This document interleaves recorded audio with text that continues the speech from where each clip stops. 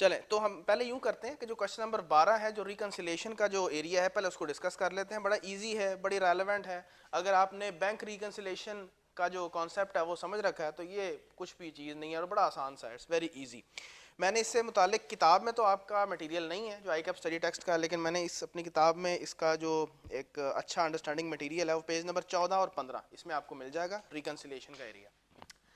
अच्छा, थोड़ी सी डिस्कशन करते हैं और थोड़ा सा रिफ्रेश करते हैं। आपको मैंने बताया था जब हम चैप्टर 1 डिस्कस कर रहे थे कि जो पीरियोडिक इन्वेंट्री सिस्टम होता है उसके अंदर क्या होता है कि हम up to date inventory records नहीं रख रहे होते। ऐसे ही होता है ना। जो परपेचुअल इन्वेंट्री सिस्टम वो इन्वेंट्री सिस्टम होता है जिसके अंदर तमाम की तमाम जो इन्वेंट्री मूवमेंट्स होती हैं, जितनी भी ट्रांजैक्शंस होती हैं, इन्वेंट्रीज का इन होना, आउट होना, परचेज होना, इशू होना या परचेज होना, सेल होना, रिटर्न्स होना, ये तमाम की तमाम ट्रांजैक्शंस अप टू डेट हर वक्त मेंटेन की जा रही होती हैं। ऐसे ही होता है। तो परपेचुअल इन्वेंट्री सिस्टम में हर वक्त आपको क्लोजिंग बैलेंस क्या मिल रहा होता है सर? Up to date. यही होता है ना। अच्छा, मैंने फिर आपको कहा था कि पीरियोडिक इन्वेंट्री सिस्टम में एक मसला ये होता है कि चूंकि हमारे पास हर वक्त balance up to date maintain नहीं हो रहा होता, क्योंकि हम तमाम ट्रांजैक्शंस मेंटेन अपडेट नहीं कर रहे होते, वहाँ पे हमें इंतज़ार करना पड़ता है पीरियड एंड के लिए कि क्या हो, स्टॉक टेक, स्टॉक काउंट हो। तो वहां से मुझे पता चलता है कि यार मेरे पास इन्वेंट्री कितनी पड़ी हुई है, और फिर उसके बाद मैं इन्वेंट्री वैल्यूएशन कोई ना कोई मेथड लगाता हूँ, या FIFO या वेटेड एवरेज, ताकि वैल्यू का तयन किया जा सके कि यार मेरे पास क्लोजिंग पे जितनी इन्वेंट्री है कितनी वैल्यू की पड़ी हुई है। पीरियोडिक में ये था, यानी पीरियोडिक इन्वेंट्री सिस्टम में स्टॉक टेक किया जाता है for the purpose of determination of the closing stock, वो डिटर्मिन किया जाता है। अच्छा, परपेचुअल में भी हम करते हैं, लेकिन यहाँ पे ऑब्जेक्टिव क्या होता है? डिटरमिन करना नहीं, क्रॉस चेक करना, वेरीफाई करना कि यार जो हमारे पास स्टॉक जिस वैल्यू के साथ आ रहा है, क्या जब हम फिजिकल काउंट करने गए हैं तो तब भी हमारे पास स्टॉक इतनी ही क्वांटिटी का है और उसकी क्या वैल्यू है। तो वहाँ पे ऑब्जेक्टिव हो जाता है verification of the stock that has been maintained as per the books of account. तो आप खुद सोचें कि बुक्स ऑफ अकाउंट्स मेंटेन हो रही हैं इन्वेंट्री की अलहदा हो रही हैं, अलहदा सारे सिस्टम होता है, प्रैक्टिकली भी सिस्टम्स लगे होते हैं और वहाँ पे हम अपनी इन्वेंट्री के रिकॉर्ड्स को मेंटेन कर रहे होते हैं। लेकिन दूसरी तरफ फिजिकली स्पीकिंग जहाँ पे स्टॉक हमारा मौजूद होता है उसके फिजिकल स्टेट ऑफ अफेयर्स थोड़े डिफरेंट हो सकते हैं। आपने अपने पास कोई स्टॉक बुक किया हुआ हो लेकिन फिजिकली वहाँ पे जाएँ तो मामला कुछ और हो, या तो वो वहाँ पे ना हो, कहीं पे पड़ा हो, या हमारे पास किसी का स्टॉक पड़ा हुआ है वो हमारा नहीं है, काउंट करने के दौरान वो भी गिना गया बीच में। इसके अलावा खुद सोचें, जब आप बुक कीपिंग कर रहे हैं तो क्या ह्यूमन एरर्स नहीं होते? बिल्कुल होते हैं। तो देयर इज क्वाइट पॉसिबिलिटी कि यार जो balance as per books maintain किया गया है वो डिफरेंट हो from the inventory that is physically kept in a particular warehouse या गोडाउन या जहां पे भी आपने उसको स्टोर किया हुआ है। तो physical balance and the balance as per books that can be different.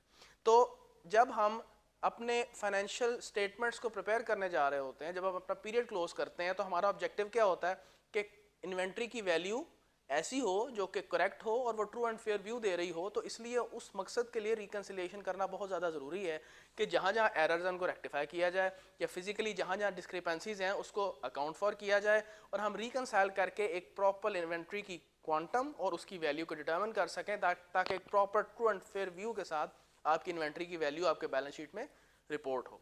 तो सर यहाँ पे हमारा एक एरिया ओपन होता है जिसको हम फिर क्या बोलते हैं कि सर रिकन्सिलिएशन कर ली जाए of the balance as per books and the inventory as per physical stock take.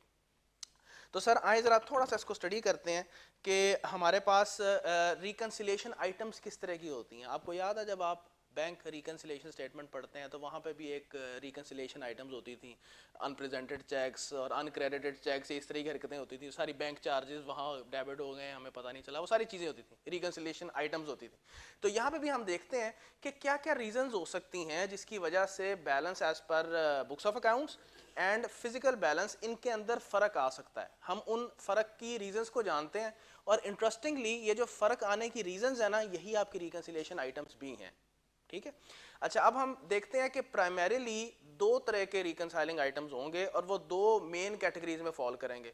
आपने डिवाइड करना है तो तीन में कर दें, लेकिन दो में, प्राइमरीली दो में, एक तो वो मसाइल जो कि बुक्स ऑफ अकाउंट्स में होंगे, दूसरे वो जो कि फिजिकल स्टॉक टेक में आपके मसले मसाइल आ जाएंगे। और जो फिजिकल स्टॉक टेक में मसले हैं ना, वो भी फर्दर दो तरह के होंगे। ठीक है। एक तो स्टॉक टेक से रेलेवेंट होगा और एक इस चीज से रेलेवेंट होगा कि आपने स्टॉक टेक पता किस डेट पे किया है, क्लोजिंग डेट पे नहीं किया, या तो उससे थोड़ी देर पहले कर लिया है, थोड़ा दिन पहले, या उससे थोड़े दिन बाद में किया। क्योंकि देखो तुमने जब इन्वेंट्री की वैल्यू लेनी होती है तो किस डेट पे लेते हो, जब डेट कट ऑफ डेट होती है। कट ऑफ डेट किसको बोलते हैं, क्लोजिंग डेट। फॉर एग्जांपल आपका ईयर एंड क्या है 30 जून, तो आपको क्या करना चाहिए कि इन्वेंट्री की वैल्यू कब चेक करनी चाहिए, 30 जून को जाके जब बिजनेस क्लोज हो जाए तो तब आपको पता चले कि 30 जून पे आपकी इन्वेंट्री कितनी पड़ी हुई है, और फिर आप उसकी वैल्यू करें और फिर उसको रिपोर्ट करें किस पे, एज एट 30 जून जो बैलेंस शीट है उसकी इन्वेंट्री की वैल्यू वहाँ उस डेट पर रिपोर्ट होनी चाहिए।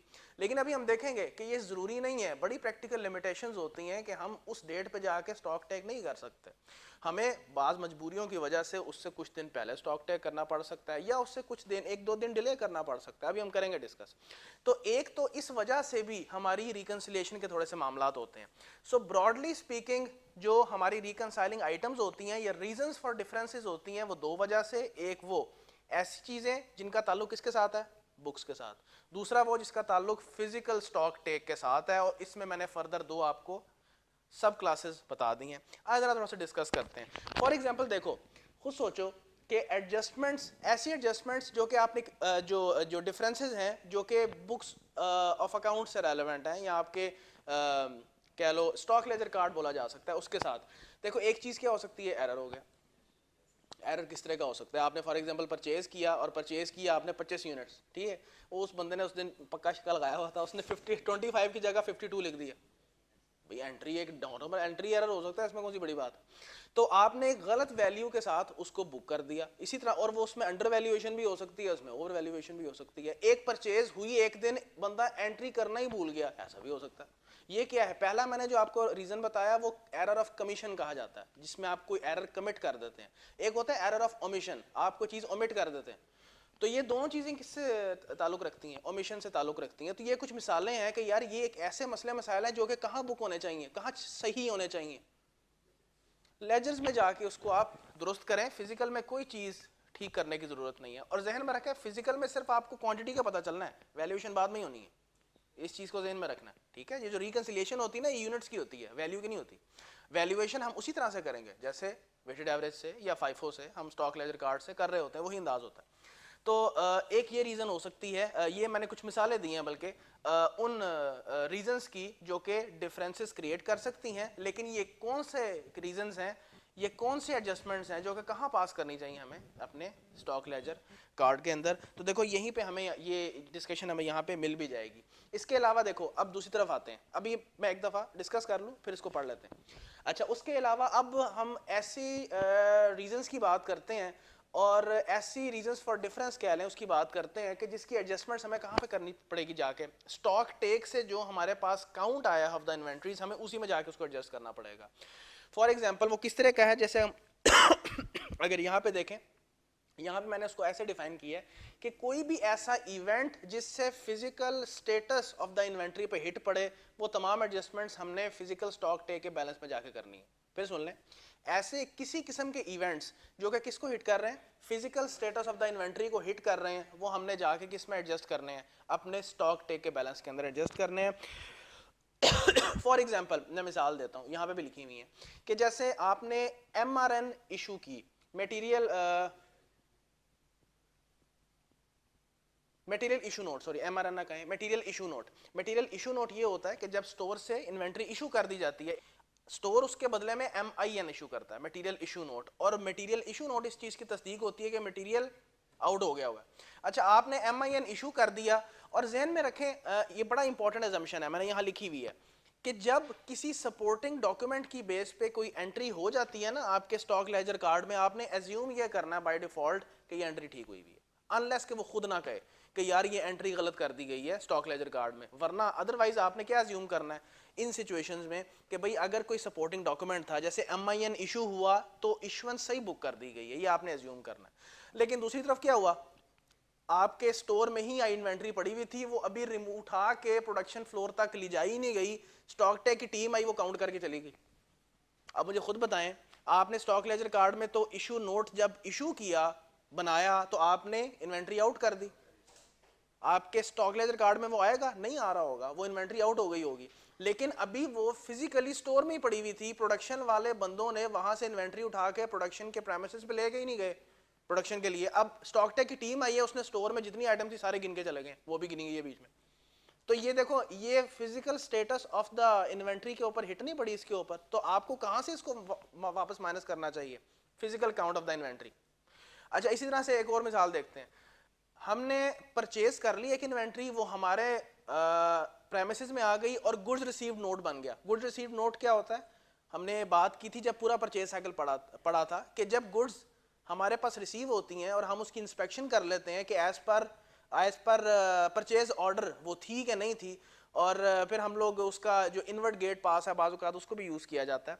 फिर हम एक गुड्स रिसीव नोट बनाते हैं जो कि इस चीज़ की तस्दीक होती है कि गुड्स बिल्कुल ठीक है, वही हैं जो हमने मंगवाई हैं, उसकी बेस पे एंट्री हो जाती है परचेज की। अब हुआ क्या कि वो परचेज हो गई, जीआरएन बन गई, हमने अपने स्टॉक लेजर कार्ड में उसको ऐड कर लिया, लेकिन हुआ क्या कि अभी वो स्टॉक स्टोर के अंदर मूव ही नहीं हुआ, वो कहाँ पे पड़ा हुआ है? गेट पे ही पड़ा हुआ है।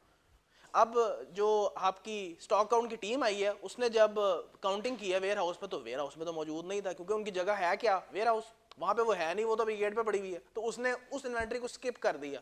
हालांकि क्या होना चाहिए था भाई, जीआरएन बन गई है। जीआरएन इस चीज की तस्दीक होती है कि आपने परचेज बुक करनी है। स्टॉक लेजर कार्ड में ऐसी परचेज आ रही है, इन्वेंट्री काउंट में नहीं आ रही, इसका क्या करना चाहिए? ये भी एक ऐसी चीज है जिसने किसको इफेक्ट किया है?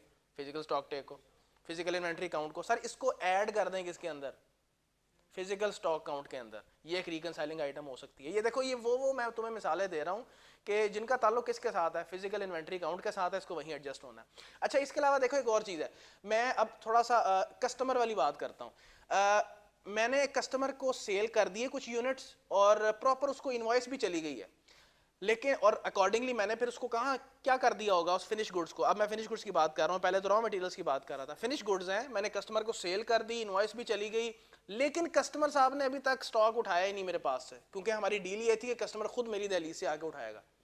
अब इन्वेंट्री की टीम आई, उसने वो स्टॉक भी पड़ा था, वो भी काउंट करके चली गई, लेकिन मैंने अपने सिस्टम में क्या किया हुआ है? मैंने तो उसको आउट कर दिया, तो सिस्टम में तो नहीं आएगी, लेकिन फिजिकल काउंट में काउंट हो गई है। लेकिन होना क्या चाहिए? तुम पढ़ चुके हो कि रिस्क एंड रिवॉर्ड जब ट्रांसफर हो जाए आपके कस्टमर को, तो चीज़ आउट हो जाती है, एंट्री कर ली जाती है। बात समझ रहे हैं? तो एंट्री सही की गई है, बिल्कुल सही आउट कर दिया गया है। तो सर आपको भी इन्वेंट्री में जो उसको काउंट कर लिया ना, उसको वापस माइनस करें। बात समझ रहे हैं? अभी सिर्फ जितनी अभी डिस्कशन हुई है इसको पढ़ लेते हैं। इसको ज़रा कैसर पढ़ो, रिकंसिलिएशन बिटवीन बैलेंस, पेज 14। हाँ हाँ, शुरू से पढ़ो।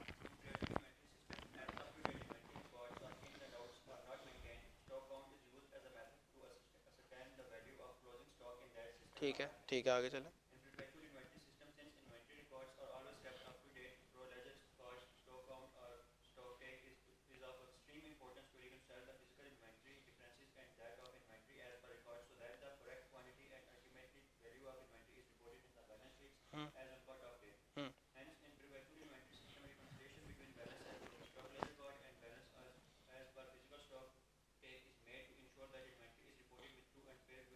बिल्कुल ठीक है, अब आगे बढ़ें, आगे बढ़ें।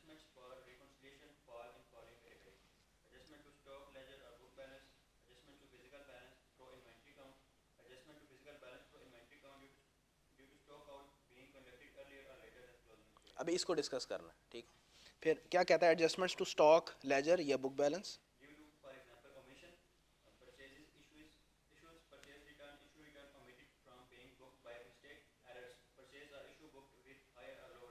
ये बात हमारी हो चुकी है, एरर ऑफ कमीशन या एरर ऑफ ओमिशन। आगे एडजस्टमेंट्स टू फिजिकल।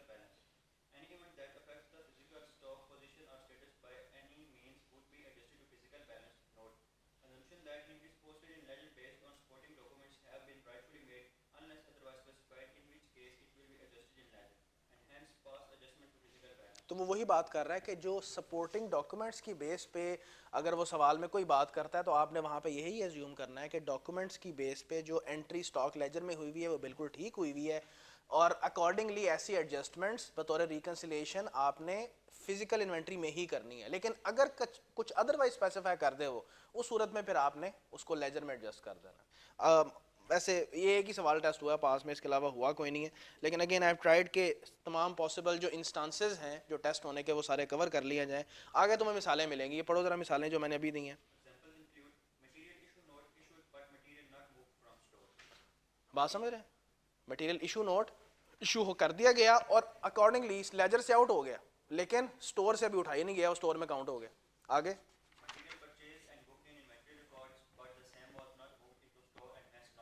वो जो मैंने मिसाल दी थी कि गुड्स आ गई, जीआरएन बन गई, मैंने एंट्री कर ली, ऐड कर दिया स्टॉक को लेजर के अंदर, लेकिन अभी वो स्टोर में मूव ही नहीं हुई थी, वो काउंट ही नहीं हुई।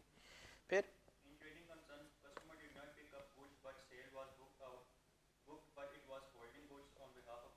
But I was holding goods on behalf of the customer.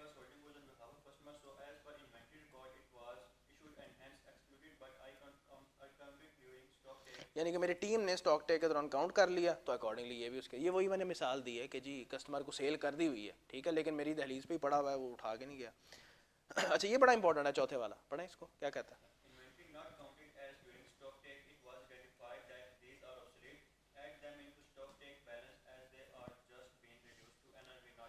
Sir ये एक ऐसी चीज़ है जो कि मैं लेजर के अंदर देख ही नहीं सकता।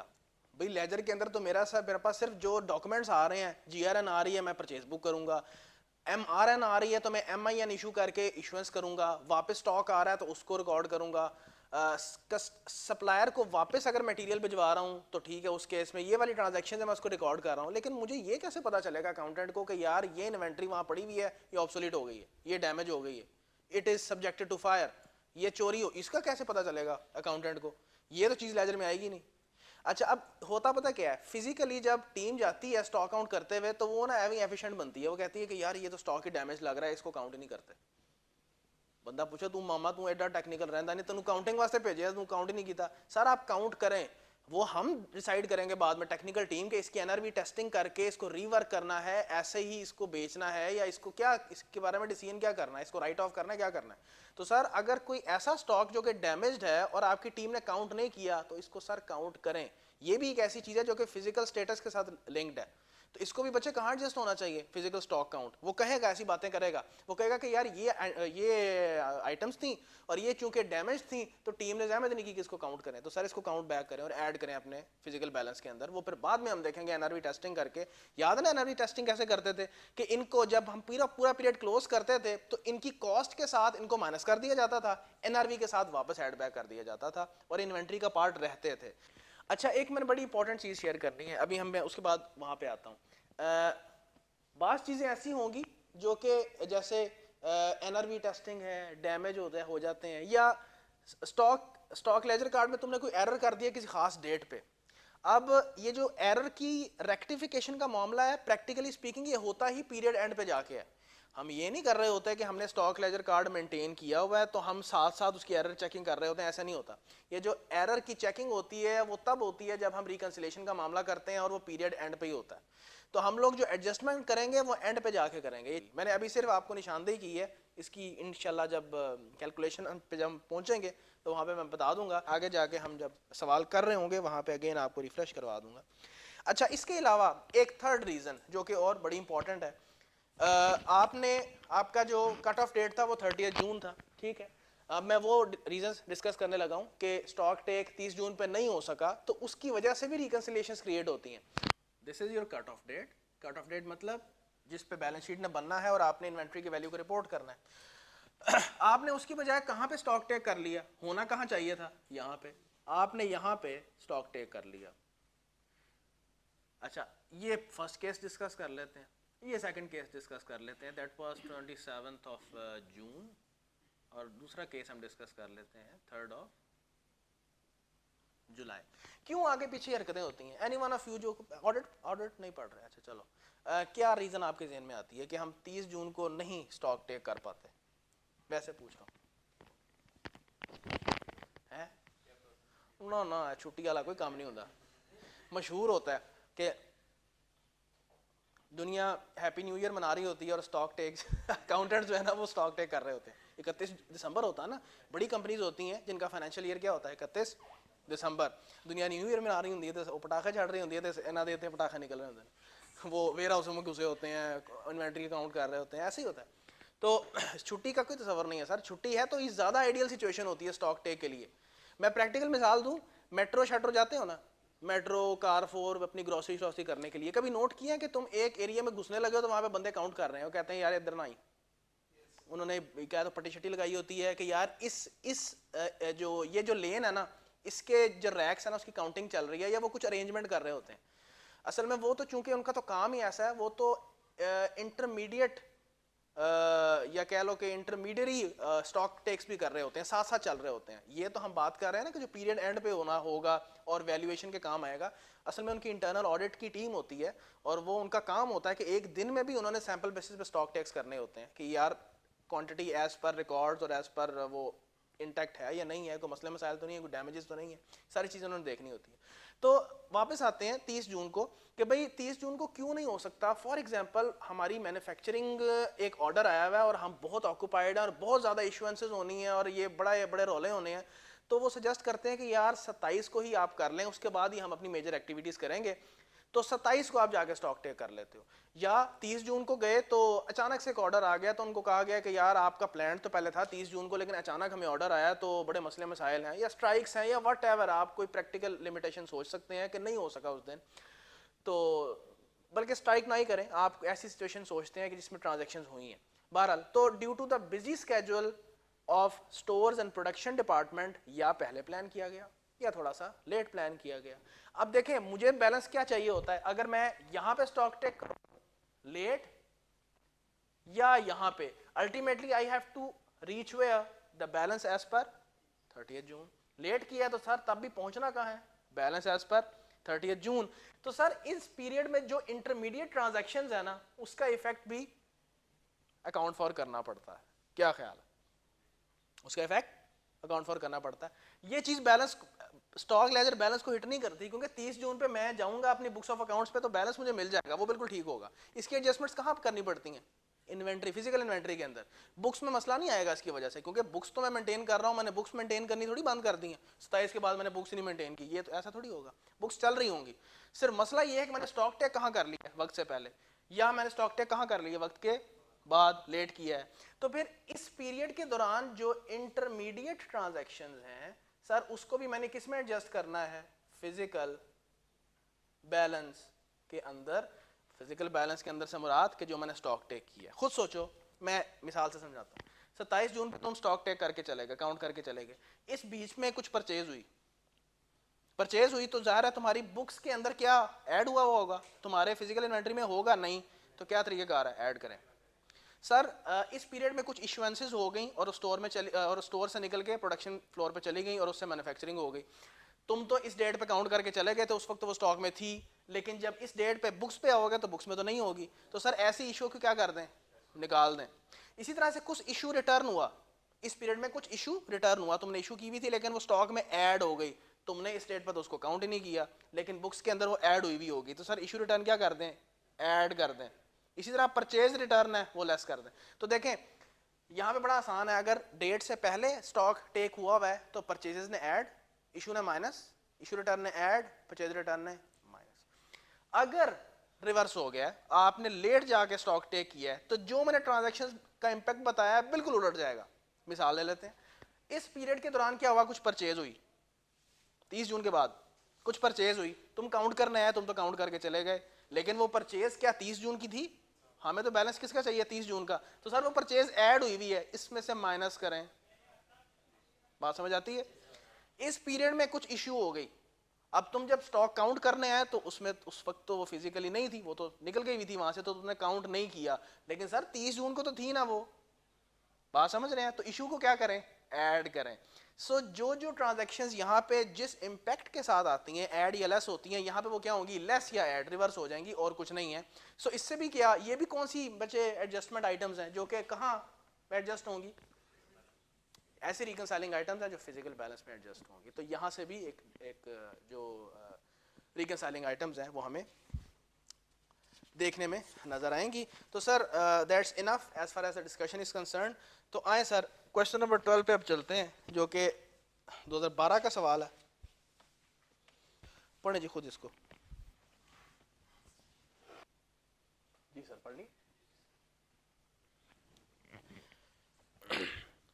पहले कहता है कि जी रिकंसाइल कर दो physical inventory balances with the balance as per books. जैसे मैंने अभी बताया था कि रिकंसिलेशन हमेशा इन्वेंट्री लेवल पे ही होती है, सॉरी रिकंसिलेशन हमेशा यूनिट्स लेवल पे होती है, क्वांटिटी की रिकंसिलेशन होती है, ठीक है। क्वांटिटी को रिकॉन में लाया जाता है, वैल्यूज तो as per inventory valuation method use होता है, ठीक है ना, वेटेड एवरेज से या जो भी है। तो अभी वो सवाल में क्या कहता है, कहता है तुम दो केमिकल्स जो हैं बी और जी, इसको 60-40 के रेशियो में इस्तेमाल करते हो ताकि 1 लीटर ऑफ वी उसको बना सको। सो ये आपका फिनिश्ड प्रोडक्ट है।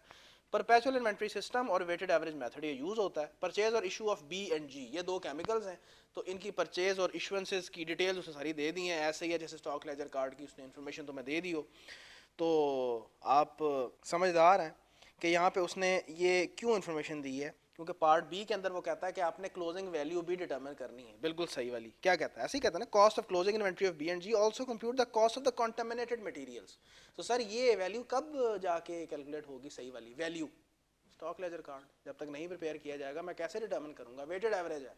FIFO होता तो फिर भी मैं कुछ हरकत कर लेता कि ओपनिंग पकड़ता, purchases, issues, issue return, purchase return, quantity में ही एडजस्ट करके क्लोजिंग वैल्यू निकाल लेता और फिर FIFO के जरिए से क्लोजिंग वैल्यू डिटरमिन करना कोई मसला नहीं है। लेकिन ये चूंकि वेटेड एवरेज है, मुसीबत, स्टॉक लेजर कार्ड बनाना पड़ना है और विद प्रॉपर रेक्टिफिकेशंस, क्योंकि जहन में रखो कुछ रेक्टिफिकेशंस ऐसी हैं जो कि कहाँ होनी, लेजर के अंदर। फिजिकल वाली भी हैं लेकिन लेजर वाली भी हैं, ठीक है। तो ये इस वजह से उसने, मैं सिर्फ बता रहा हूँ कि ये जो ग्रिड दी है परचेजेस, इशुएंसेस और सारे मामलात की, क्यों दी हुई है। अच्छा आए ज़रा आगे मामलात पढ़ते हैं, इंपॉर्टेंट है। ओपनिंग की डिटेल दे दी है यूनिट्स में और रेट में, ठीक हो गया। फिजिकल इन्वेंट्री जो तुमने काउंट की बी और जी की 535 और 140 है। स्टॉक चेक कब कब किया गया, लो जी, 1 जून को किया गया बी का और 31 मई को किया गया जी का, यानी कि बी में वो मसले मसाइल है कि डिले के साथ स्टॉक टेक हुआ है। अच्छा फिर क्या कहता है, कहता है कॉन्टेमिनेशन की वजह से ना 95 बी के लीटर्स और 105 लीटर्स जी के ये स्टॉक से एक्सक्लूड कर दिए गए, स्टॉक टेक किया ही नहीं गया, इनको शामिल ही नहीं किया गया। उनकी एनआरवी कितनी है सर, 20 और 50।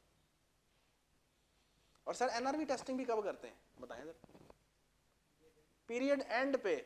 हमने स्पेसिफिकली पढ़ा है कि भाई बेशक इसकी थ्योरी में जाके देख लो, आओ जरा पेज पे, जरा वो वाली चीज़ भी रिफ्रेश ही करनी है ना। उंज तुसी कदी कदी पेज खोल दो, कितने खोल दो, पेज नंबर 12 पे आओ। वो देखो इन्वेंट्री वैल्यूएशन रूल में देखो, इन्वेंट्री बतौर एसेट बैलेंस शीट में जाना होता है। पहले मैं क्या करता हूँ, यूनिट्स के साथ यूनिट्स लेता हूँ, फिर कॉस्ट या वैल्यू, और कॉस्ट और वैल्यू कौन सी, एक्चुअल कॉस्ट लेना इफेक्टिव नहीं होता, मैं इन्वेंट्री वैल्यूएशन मेथड यूज करता हूँ। लेकिन before reporting in the balance sheet क्या करता हूँ, एनआरवी टेस्टिंग। सर जब पीरियड क्लोज होता है ना तो एनआरवी टेस्टिंग तब की जाती है, क्यों? क्योंकि स्टॉक टेक होता है तो पता चलता है कि ये इन्वेंट्री डैमेज है तो तभी एनआरवी टेस्टिंग की जाती है। तो ये ड्यूरिंग द पीरियड काम नहीं होता, एनआरवी टेस्टिंग भी एंड पे ही होती है जाके। तो ये कुछ चीज़ें ज़रूरी हैं, इसलिए बता रहा हूँ कि जब कैलकुलेशंस करूंगा तो इसका इंपैक्ट होता है कि भाई एंड पे जाके ही एनआरवी टेस्टिंग करेंगे। उन यूनिट्स की कॉस्ट वर्सेज एनआरवी, कॉस्ट कौन सी लेते हैं जो सर पीरियड एंड पे है, ये सवाल कर चुके हैं हम, ये सिर्फ रिफ्रेश ही करवा रहा हूँ। तो क्या कहता है मजीद, कहते हैं इनकी एनआरवी है 20 और 50, तो एक तो काउंट नहीं किए गए, इसका इफेक्ट कहाँ पे लिया जाएगा सर, इन्वेंट्री में ऐड करें, फिजिकल बैलेंस में, ठीक है। एनआरवी टेस्टिंग पार्ट बी का हिस्सा है, ठीक है।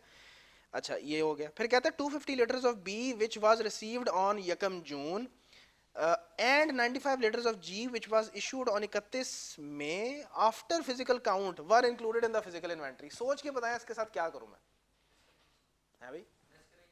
किसको, बी भी है जी भी है, दोनों का इंडिपेंडेंटली बताओ। पहले बी का बताओ क्या करूं। ये तो तय है कि दोनों तुमने इन्वेंट्री काउंट करते हुए शामिल कर ली है। बी ऐड करूंगा, अच्छा वो तो पहले ही कह रहा है उसने ऐड किया, काउंट करते हुए तुमने शामिल कर लिया बी को। बिल्कुल सोचे ना, वो क्या कह रहा है, वो कह रहा है कि 250 लीटर बी के रिसीव कब हुए हैं, देखो ना 1 जून को, ये वाली कहानी है। 31 मई के बाद ये परचेज की गई, परचेज है ना, रिसीव हुई, परचेज हुई, इन हुई, ठीक है ना। तो ये परचेज तुमने स्टॉक टेक करते हुए काउंट कर ली, तो सर ये लेजर में हुई होगी, ये 30 जून की चीज़ है, कोई 31 मई की चीज़ थोड़ी है ये। तो सर इसमें को आप लेस करेंगे, पहली बात ये तो तय है, सिंपल है, इट्स नॉट डिफिकल्ट, ठीक है। इसके बाद क्या कहता है जी के बारे में, कहता है कुछ स्टॉक था जो कि इशू किया गया 31 मई को ही, लेकिन तब जब तुमने स्टॉक टेक क्लोज कर दिया था उसके बाद ये इशू हो गया, तो तुमने ज़ाहिर है इसको काउंट कर लिया होगा। एग्री करते हैं? मैं चलो प्रैक्टिकली मिसाल दे देता हूँ। 31 मई को स्टॉक टेक तुमने रखा था शाम 5 बजे, स्टॉक टेक करके तुम चले गए, 31 मई को 6 बजे इशू हो गया। मुझे एक बात बताएं, 31 मई के क्लोज तक सारी ट्रांजैक्शंस आपको लेनी चाहिए, तो ये सर इशुएंस थी जो कि ऐड करके आप चले गए, और हालांकि ये इशू हो गई 31 मई को, आपके स्टॉक में नहीं है, तो सर इसको लेस करें, लेजर तो सही है, लेजर लेजर के पे आपने शक नहीं करना है, ये वो वाली चीज़ें हैं जो कि कहाँ एडजस्ट होनी है, फिजिकल इन्वेंट्री के ऊपर, ठीक है। जब इशू हुआ होगा, MIN इशू हुई होगी, तो ये इशू बुक हो गई होगी, लेजर बिल्कुल ठीक है, आपने कहाँ पे एडजस्ट करनी है, फिजिकल के अंदर। तो ये उसने ये बताया हुआ है कि भाई क्लोजिंग हम क्योंकि जानते हैं कि हमें डेट कौन सी 31 मई the cut off date, each and every transaction up till कह सकते हैं कि 12 बजे तक जितनी भी इशुएंसेस, जितनी परचेजेस थी, सारी बुक होनी चाहिए थी, और अकॉर्डिंगली उसका इफेक्ट फिजिकल स्टॉक टेक पे होना चाहिए था। लेकिन आप पहले ही स्टॉक टेक करके चले गए, वो इशू जो है वो बाद में हुई, आप काउंट करके चले गए, ऐड करके चले गए, तो अब आपने इसको क्या करना है, इसको भी लेस करना है। अच्छा, फिर उसके बाद क्या कहता है, फिर कहता है 150 liters of B was held by ML on behalf of a customer. हाँ जी, इसका इसका क्या इम्पैक्ट होगा, ये भी मैंने एक वन ऑफ द एग्जांपल दी थी कि जो फिजिकल इन्वेंट्री में एडजस्ट होने वाली चीज़ है, मैं आया, मैं ऐड करके चला गया, मैं काउंट करके चला गया, क्योंकि ये और कौन सी इन्वेंट्री है कस्टमर की, ठीक है। अच्छा, उसने ये नहीं बताया कि मैं बी बतौर एज अ प्रोडक्ट भी बेच रहा हूँ, क्योंकि बना तो ये वी रहा है, चलो खैर बना के बेचता होगा फिर कस्टमर को भी यही कह रहा ना वन, क्योंकि बी और जी ये मिला के आप वी बनाते हैं और वी बना के मार्केट में बेचते हैं। चलें खैर, सरप्राइजिंगली चलो 150 liters of chemical B was held by ML on behalf of a customer. तो सर ये कस्टमर की चीज़ थी, आप आए, स्टॉक टेक किया, काउंट करके चले गए, तो सर इसको माइनस करें, ये तो हमारी चीज़ ही नहीं है। फिर उसके अलावा whereas 100 litres of chemical G was held by one of the suppliers on ML's behalf, इसको आप ऐड करेंगे क्योंकि ये हमारी इन्वेंट्री है। हम अगेन मैं वही बात कर रहा हूँ कि आपने यहाँ पे लेजर में दो ही एरियाज हैं जिसमें एडजस्टमेंट की ज़रूरत, या कमीशन या ओमिशन, ठीक है। तो अगर कोई फिजिकल स्टेट ऑफ अफेयर्स की चीज़ है, जैसे ये चीज़ हमारी है, कस्टमर सप्लायर के पास पड़ी हुई है, तो सर ये ऐड नहीं हुई, ठीक है। तो सर इसको आप कहाँ क्या कर दें, ऐड कर दें जी के फिजिकल बैलेंस में जो कि स्टॉक टेक किया हुआ है। फिर उसके बाद क्या कहता है, 100 litres of B and 200 liters of G. They were returned from production process on 31 May and 1 June respectively. इसको फिजिकल में होना चाहिए, इसको ऊपर जो लेजर कार्ड है, यानी कि लेजर के अंदर, ये लेजर के करेक्शन की चीज़ है, बुक होने वाली चीज़ है, या ये कहाँ की है, ये फिजिकल है।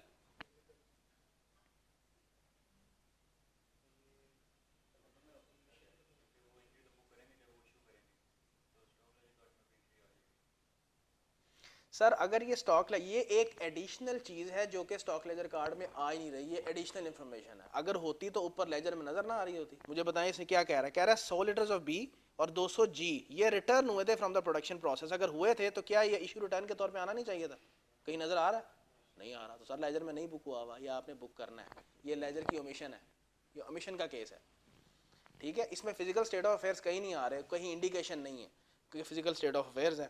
तो यहाँ पे सर एडजस्टमेंट हमें लेजर में करनी पड़ेगी। एंड पे कहता है ये देखो सेकंड लास्ट ओमिशन है, लास्ट वाला कमीशन है। कहता है कि 12 मई को 240 लीटर्स जो हैं वो आपने केमिकल बी के परचेज किए थे, और आपने 150 लीटर्स जी के परचेज किए थे, ये भी मेरा ख्याल है 12 नहीं, वो है 24 मई को, और ये गलती से रिकॉर्ड कर लिया गया एज व्हाट 420 एंड 250, और असल में ये जो 250 वाला है वो 150 का था, ठीक है। तो सर इसका जो इम्पैक्ट है वो हम देखेंगे कि क्या होगा, it is an error of commission, sorry.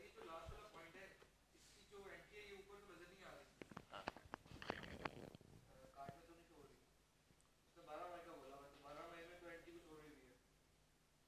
420 हुई भी है ना, यही तो वो कह रहा है कि ये ओरिजिनली दोनों लाइन पढ़े ना, सेकंड लाइन में बता रहा है कि आपने इसको कैसे रिकॉर्ड इनएडवर्टेंटली रिकॉर्ड कर दिया एज 420, थी क्या 240।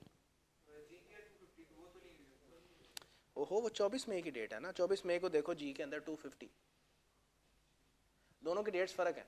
12 मई को बी की गलत एंट्री हुई है, 24 मई को जी की गलत एंट्री हुई है, और गलत एंट्रियां 420 और 250 के हिसाब से हुई हुई हैं, असल में ये 240 और 150 थी। ले सर, तो let's start the question.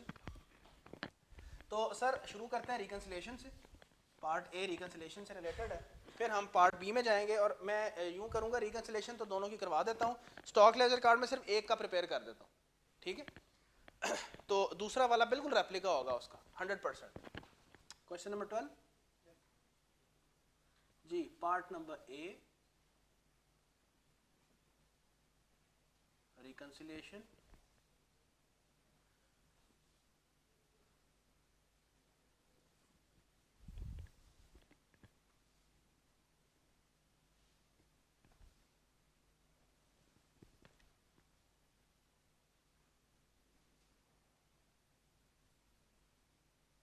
Physical balance और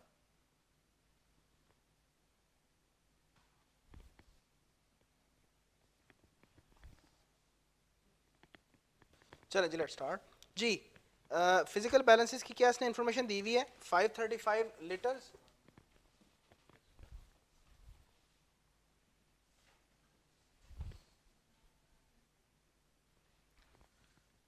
535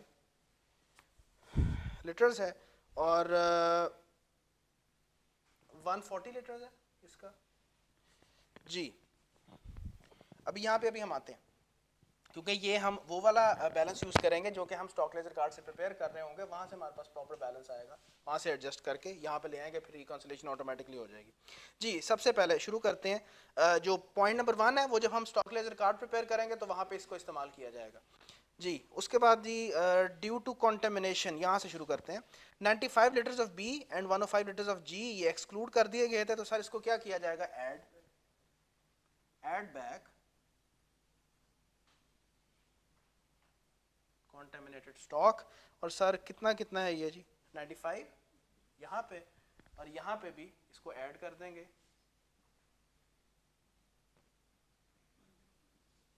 105 ऐड कर दिया जी।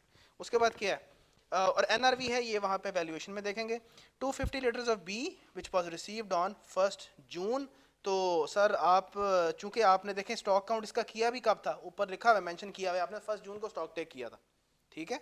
तो 250 लीटर्स ऑफ बी ये रिसीव हुए 1 जून को और ये काउंट कर लिए गए, तो सर इसको क्या करते हैं, लेस स्टॉक रिसीव्ड आफ्टर 31 मई। एग्रीड, कितना स्टॉक है 250 का। इसी तरह से यहाँ पे लेस करें स्टॉक इशूड ऑन 31 मई, लेकिन कब, आफ्टर स्टॉक टेक। तो सर इशू तो 31 मई को ही हुआ ना, लेकिन आपने उसको नहीं काउंट, आपने उसको काउंट कर लिया, तो आपको इसमें से निकाल देना चाहिए। कितनी अमाउंट का है सर 95। एग्रीड, इस पॉइंट के एडजस्टमेंट में तो कोई इशू नहीं, इसलिए मैंने पहले डिस्कस कर लिया था ताकि करते हुए हम लोग इतना डिस्कस हमें करने की जरूरत ना पड़े जी। उसके बाद क्या कहता है 150 liters of chemical B it was held bye ML on behalf of a customer, और ज़ाहिर है वो काउंट कर लिए गए, तो इसको भी सर लेस कर दें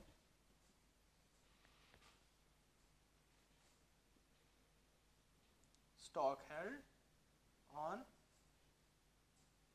कस्टमर्स बिहाफ।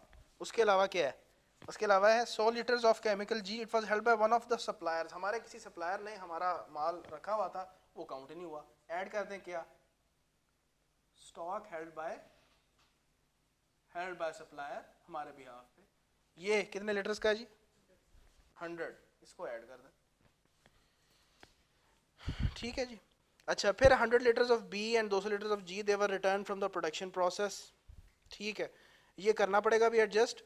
अभी हम वैसे चाहें तो डायरेक्टली भी यहाँ पर रिकंसाइलिंग आइटम के तौर पे ना इसको रिकंसाइलिंग आइटम एडजस्ट करके ये वैल्यू निकाल सकते हैं, अभी कोई इशू नहीं है, क्योंकि इसके अलावा इसमें और कोई चीज़ नहीं है। बाकी जो भी एडजस्टमेंट्स होनी है वो कहाँ पे होनी है, स्टॉक लेजर कार्ड में, वहाँ से मेरे पास जब क्लोजिंग बैलेंस यूनिट्स और वैल्यू का आ जाएगा तो यूनिट्स पकड़ेंगे यहाँ से रिकंसाइल हुए होंगे। तो अगर आप चाहें तो इनको आपस में एडजस्ट कर सकते हैं, एडजस्ट करके बताओ कितना बैलेंस निकलता है, फिर हम इसको वहाँ से रिकंसाइल कर लेंगे। दूसरा तरीका क्या है, आप पहले लेजर बना लें, ठीक है, वहाँ से आपके पास यूनिट्स आ जाएंगे, वो यहाँ से रिकंसाइल करके तो फिर यहाँ ओके कर लीजिएगा। तो बहरहाल बताएं वैल्यू बन के रही है 230, ये वैल्यू कितनी है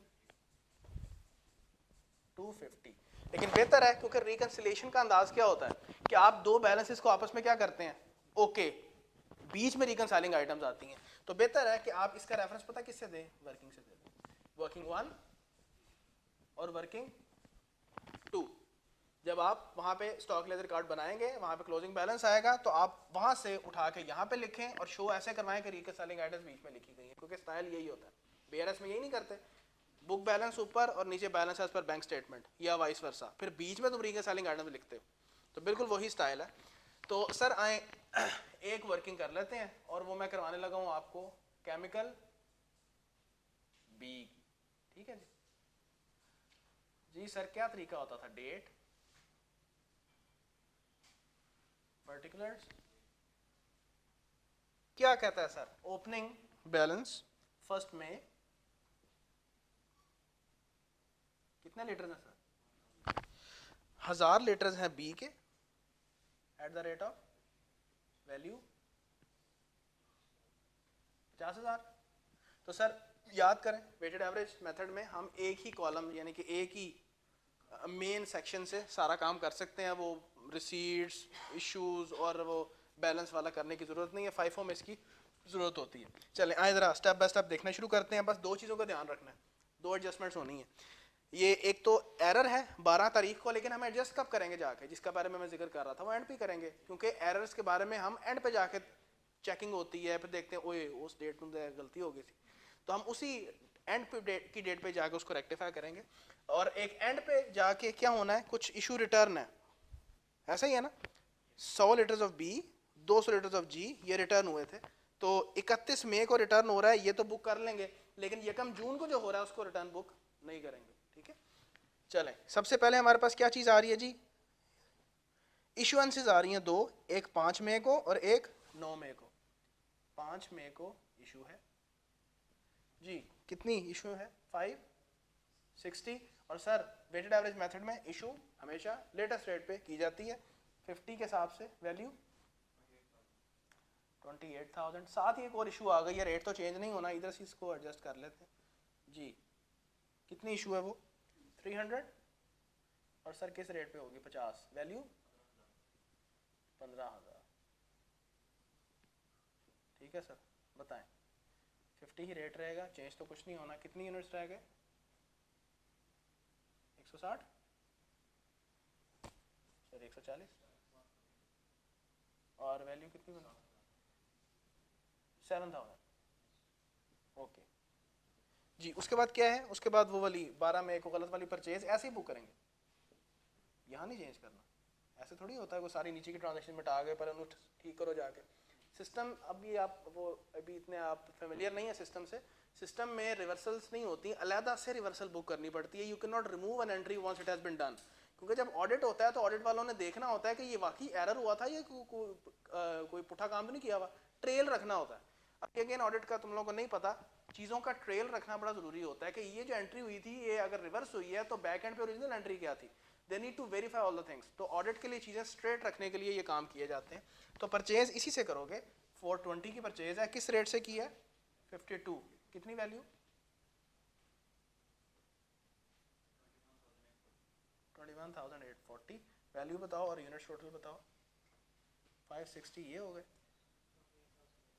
28,840, और सर रेट अपडेट करो ज़रा, वैल्यू ओवर यूनिट्स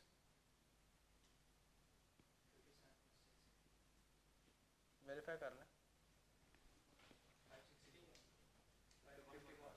हैं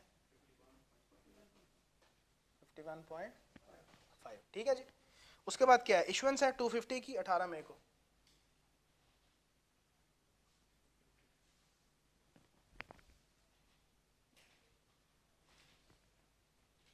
और इशुएंस लेटेस्ट रेट पे, वैल्यू बताएं।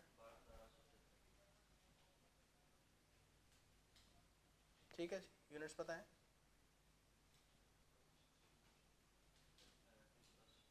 310, और 51.5 के हिसाब से कितनी वैल्यू बन गई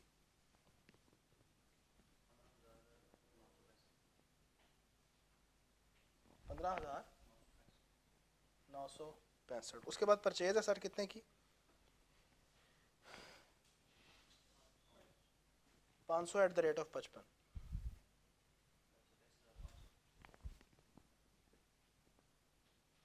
27,500, 810 हो गए, वैल्यू बताएं टोटल।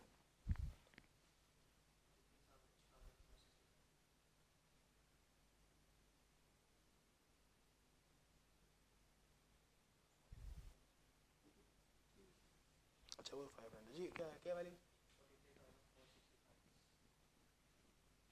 रेट,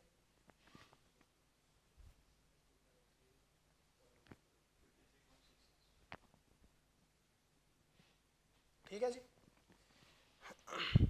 उसके बाद इशू है,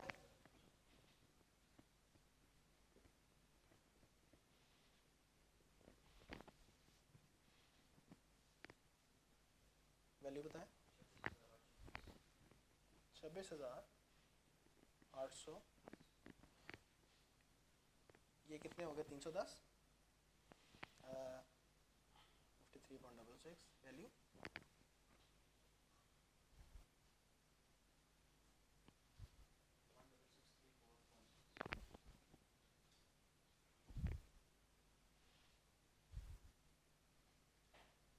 one double six double six 34.6। अब उसके बाद है सर इशू रिटर्न, वो भी 31 मई को ही है।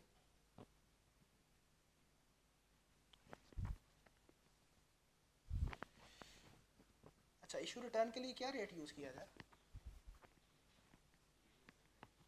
ये वाला सर, अगर तो आपको डेट बता दे, ये पुराना कॉन्सेप्ट बता रहा हूँ, अगर तो मुझे बताया कि फॉर एग्जांपल यार ये 9 मई की इशू थी, इससे इशू रिटर्न बुक करनी है, तो फिर यही वाला रेट से वापसी होगी।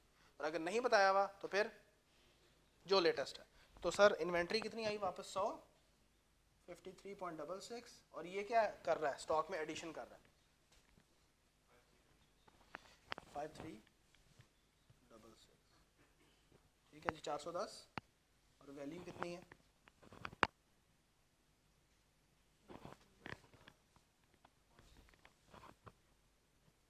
22,000।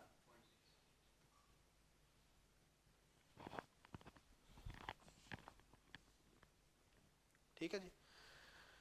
अच्छा, अब एडजस्टमेंट कौन सी है जी? ये वाली। आपने 420 के हिसाब से बुक की, ओरिजिनली परचेज कितनी थी? 240। तो फर्क कितना हुआ? परचेज कम करनी है थोड़ी सी। It is rectification of error. करेंगे सर कब? 31 मई को। और डेफिनेट सी बात है, तुमने ये परचेज की, रेट यही रखना है, रेट में कोई चेंज नहीं करना। इससे परचेज बुक की हुई थी, अब इस परचेज को थोड़ा रिड्यूस करना पड़ेगा। यहाँ पे उसको शो करवा दें। 420 माइनस 240 कितना बनता है? 180। जाहिर है ये ओवर परचेज बुक हुई हुई थी, परचेज थोड़ी रिड्यूस करें। किस रेट पे? ये वैल्यू कितनी है? 9360। यहाँ से मैं ऊपर ले जाता हूँ वैल्यू।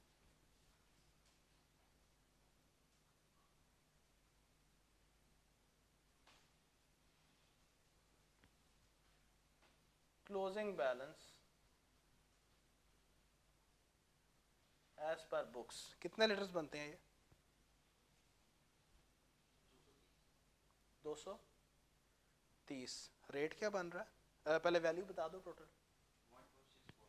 एक मिनट, ये भी माइनस कर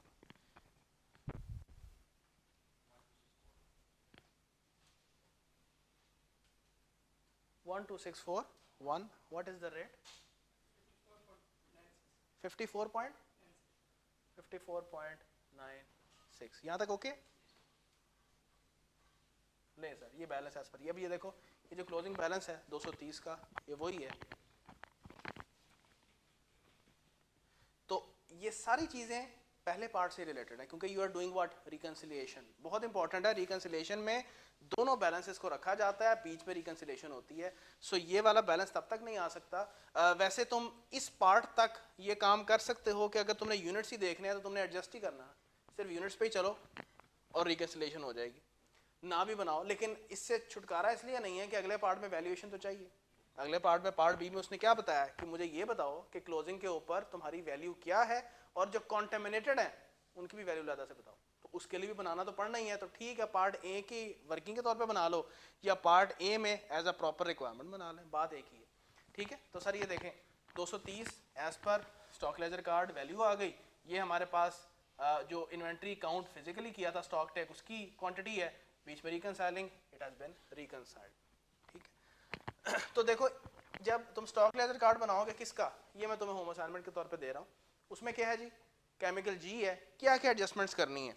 इंटरेस्टिंगली ऐसे ही चलते आओगे, ओपनिंग से तुमने शुरू हो जाना है 500 लीटर्स और 115 के रेट के हिसाब से, बिल्कुल उसी तरह से।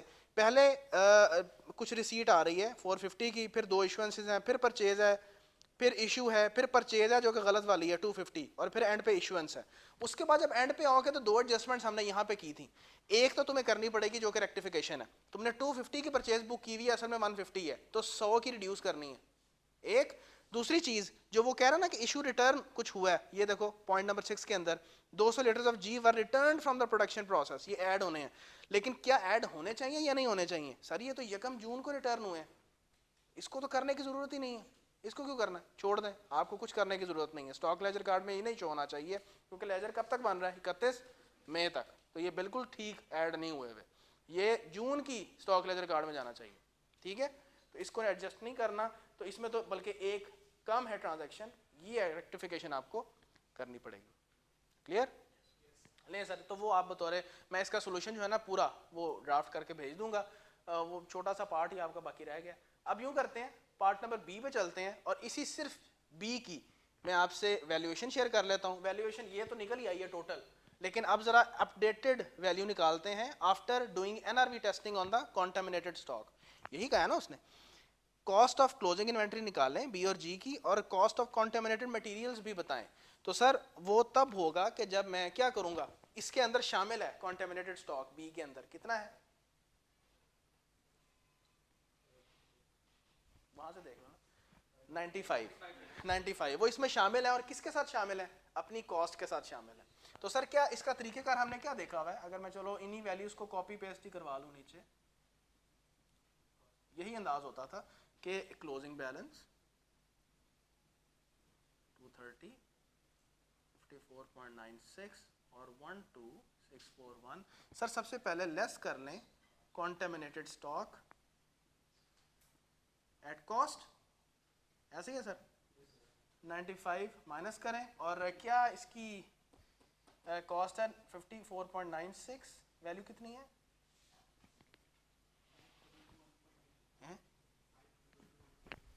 5221.2, और फिर सर ऐड कर दें वापस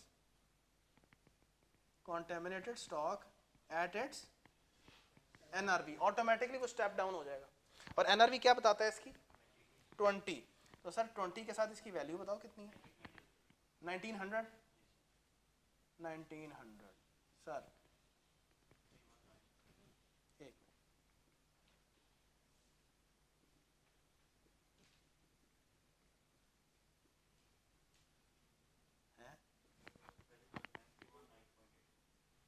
9319.8। तो sir updated value of inventory क्या है क्लोजिंग पे? 9319.8, और वैल्यू ऑफ कॉन्टेमिनेटेड स्टॉक क्या है? 1900। यही पूछा हुआ।